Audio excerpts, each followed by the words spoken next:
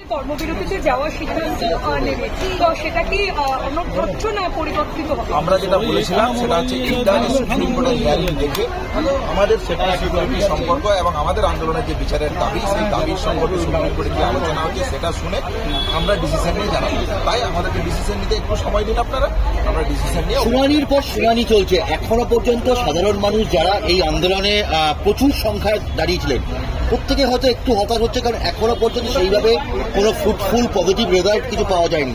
সবাই বলছেন যে সময় লাগবে, কিন্তু আপনারা কি বলছেন যে এতগুলো শুনানি হলো, আজকের দিকেও তো সবাই তাকিয়েছিলেন, তাহলে শুনানির জায়গা থেকে এটাই বলার যে প্রকৃত দোষী কারা এবং এই ঘটনার মোটিভ কি ছিল, এই জায়গাটা সুস্পষ্টভাবে সামনে আসা উচিত এবং যে বা যারা দোষী তাদেরকে আইডেন্টিফাই করা এবং অ্যারেস্ট করা অতি দ্রুততার সাথে। আদালত সব রকম পরিষেবা শুরু করবে, পরিষেবা তো আমরা শুরু করতেই পারি। তাহলে মহামান্য সুপ্রিম কোর্ট এটাও বলেছেন যে জুনিয়র ডাক্তার এবং রাজ্য প্রশাসনের মধ্যে একটা কনফিডেন্স বিল্ড আপ করার প্রচেষ্টা করতে হবে।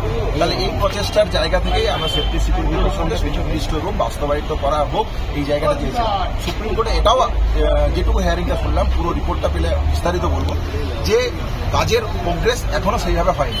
আমরাও তো বাস্তবে দেখতে পাচ্ছি যে সিসিটিভি কিছু কিছু জায়গায় হয়তো লাগানো হয়েছে, কিন্তু সেগুলোর মনিটর করা এবং বাকি যে জায়গাগুলো, যে অন কল রুম থেকে শুরু করা, ওয়াশরুম থেকে শুরু করা, থ্রেড কালচার নিয়ে inquiry committee, college wise task force তৈরি করা, যে আলোচনার প্রতিশ্রুতি চিফ সেক্রেটারি মিটিংয়ে হয়েছিল সেই জায়গায় বাস্তবায়িত রূপ কোথায়?